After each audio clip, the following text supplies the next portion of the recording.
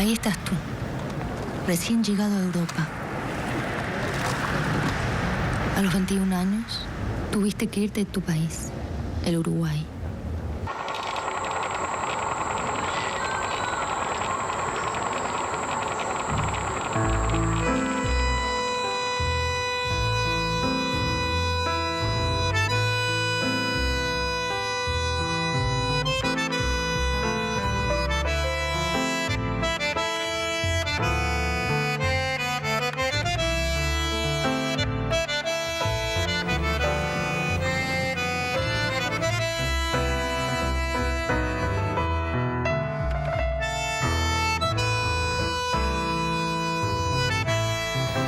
Cuando yo nací, la dictadura acababa de terminar.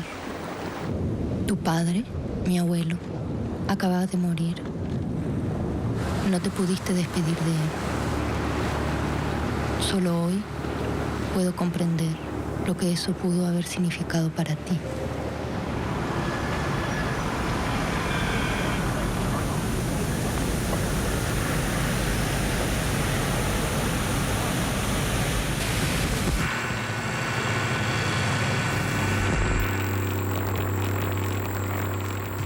Bueno, allí tenían apenas un fragmento de esta película documental para no olvidar.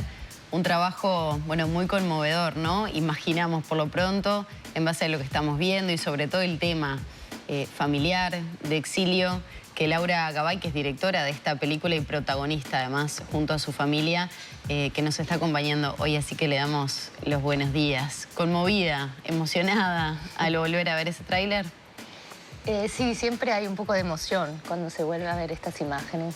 Sí, sí. ¿Cómo surge la idea, primero que nada, para quienes no están al tanto de qué va un poco esta película documental?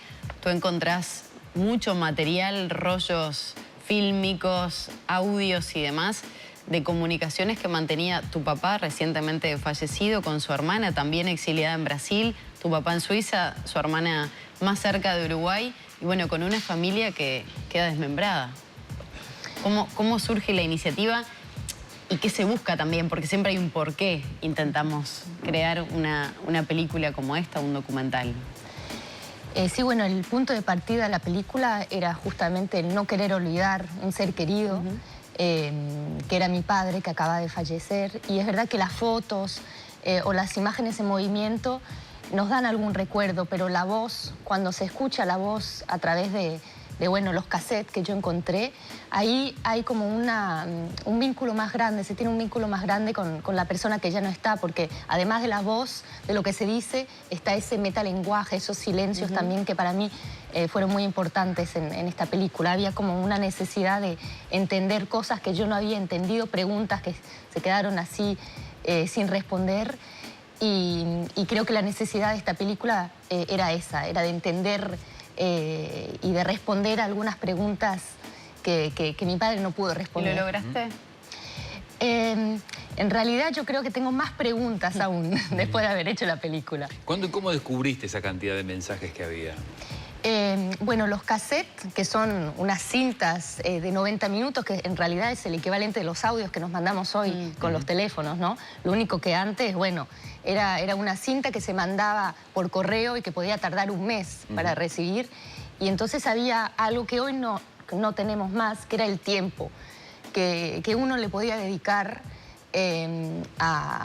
a hablar, ¿no? Y además se podía editar dentro de esos 90 minutos. Por ejemplo, mi tía, que le mandaba estos cassettes a mi padre, bueno, y a nosotras, la familia, ella también grababa músicas dentro de los cassettes, grababa un poco del sonido de los pájaros. Había realmente una edición dentro del cassette y había el tiempo, ella se daba el tiempo de grabar su vida cotidiana. Y también nosotros cuando los recibíamos nos damos ese tiempo de escuchar. ¿Era un momento de compartir en familia cuando llegaban esos mensajes grabados para ustedes? ¿Lo compartían o era algo que solo tu papá escuchaba?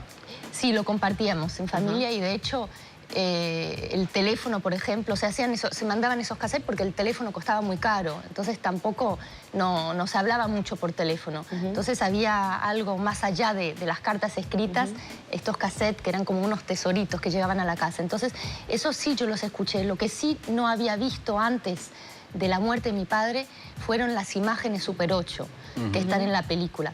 Yo las descubrí después. ¿Y cómo fue ese proceso? Bueno, fue un proceso en muchas etapas, ¿no?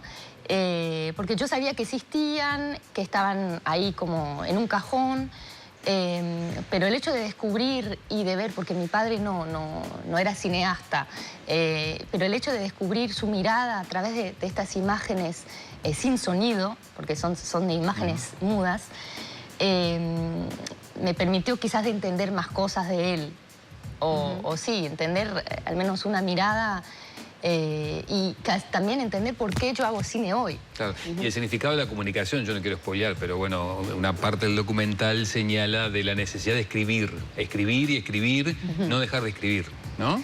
Sí, exactamente. Escribir, que también es una metáfora, ¿no? De investigar, de tener, sí, como de investigar y de intentar entender siempre los misterios de la vida, de alguna manera. Laura, esto es una historia particular, familiar, pero que podría ser la historia de cientos de uruguayos que debieron irse del país en épocas de dictadura, ¿no? Exiliados.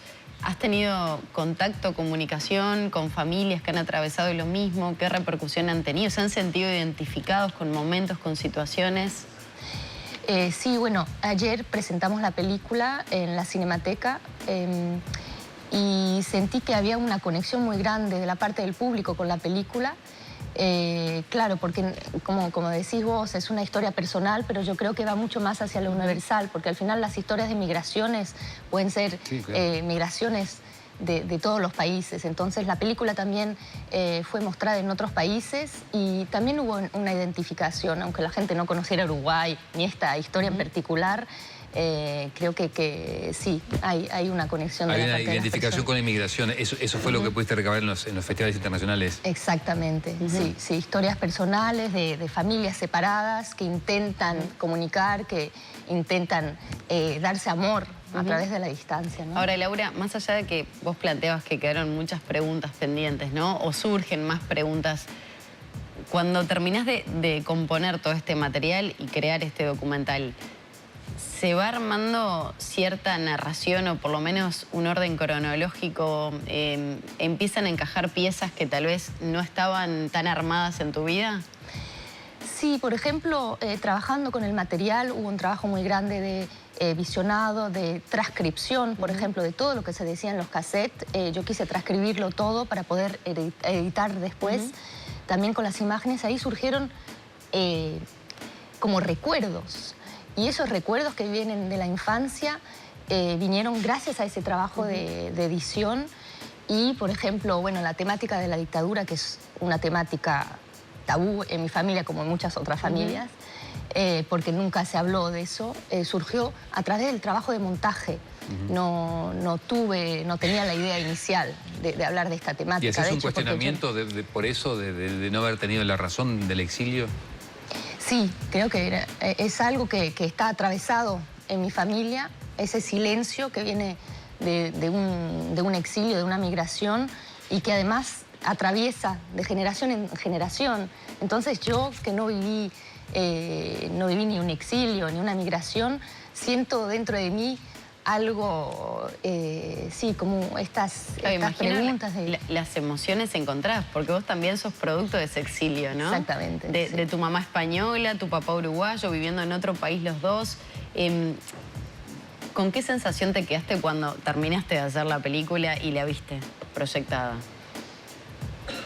Hay muchas sensaciones, pero lo que sí podría decir es que la película la vio mi madre y mi tía, fueron las dos personas que también son protagonistas de la película de alguna manera, y siento que hubo algo que como que cerró en ellas después de haber visto la película, que también tiene que ver con el duelo de mi padre, pero también como yo siento que eso Con el como duelo abrió de la alguna separación. comunicación. Claro. Claro, claro. Ahora- Bueno, ayer en Cinemateca y después, ahora en las próximas funciones, ¿dónde? Bueno, entonces el jueves se estrena en Mercedes. Ahora Te hago tengo de una ayuda duda de porque memoria. hay muchas Vamos en fechas. orden cronológico. Este miércoles, cine digital en Mercedes. Ah, El bien. jueves, en el Florencio Sánchez, acá en Montevideo, en el Centro Cultural. Sábado 19, en el Centro Cultural Alba Roballo, aquí en Montevideo. El 24, la Sala B, Cine del Sodre. Viernes 25, Casa de la Pólvora, aquí en Montevideo. Y el 31, en Cinemateca. O sea, va a estar disperso por el área metropolitana, algún departamento un poco más alejado. Y en noviembre también va a estar en San José.